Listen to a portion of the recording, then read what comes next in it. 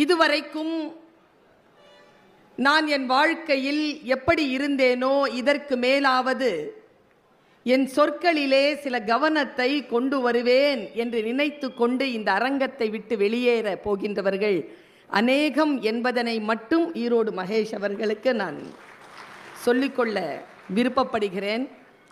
தம்பி ஒரு வார்த்தையை பேசுகின்ற பொழுது என் மனதிலே சில சிந்தனைகள் நிழலாடியது. சொற்களை குறித்து மிக வேகமாக அவர் பல சிந்தனைகளை முன்வைத்தார்.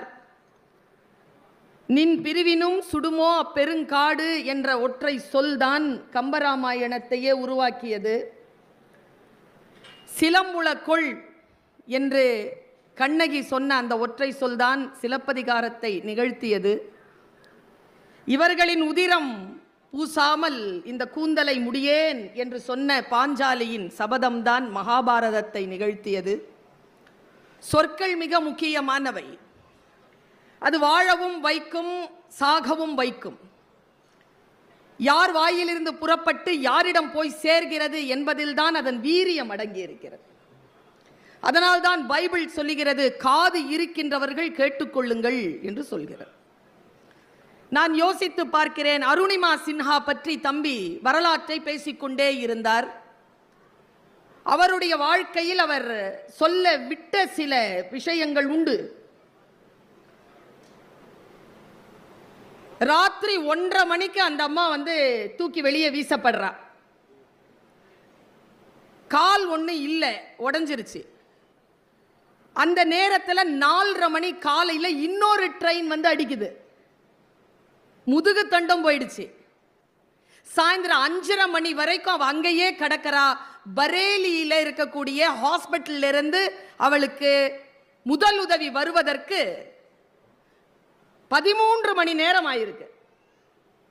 நாய்களை கல்லெடுத்து அடிச்சு அடிச்சு நாய்களிடம் இருந்து தன்னை காப்பாற்றியபடி உட்கார்ந்து இருந்திருக்கா. அவ ஹாஸ்பிட்டலுக்கு தூக்கிட்டு போனதுக்கு பிறகு அங்க ஆபரேஷன் பண்ண டாக்டர் சொல்றார், உடனே ஆபரேஷன் பண்ணணும். ஒரு கால ஆபரேஷன் பண்ணா ஒரு காலை காப்பாத்திரலாம், ஆனா அனிஸ்தீசியா இல்லைங்கிறாங்க. அதான் பாயிண்ட்.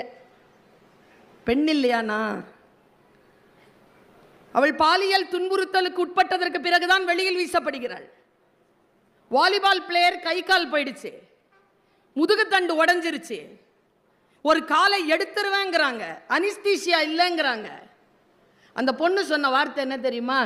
காலையில் 1:30 மணிலேருந்து அடிபட்டு வலியால் கிடக்கிறேன், 2 காலம் போகிறதுக்கு எனக்கு வாய்ப்பு இல்லை, ஒரு காலை வெட்டி எடுங்க, அனிஸ்தீசியா இல்லாமல் இருந்தால் பரவாயில்ல, அதை விடவா வலிச்சிட போகுது. அவ சொன்ன வார்த்தைங்க. ஒரு கால் அறுபட்டு கிடக்கிறாள். காலையில் 10 மணிக்கு வருது அனிஸ்தீசியா. 3 நாள் மயக்கத்தில் இருக்கிறாள்.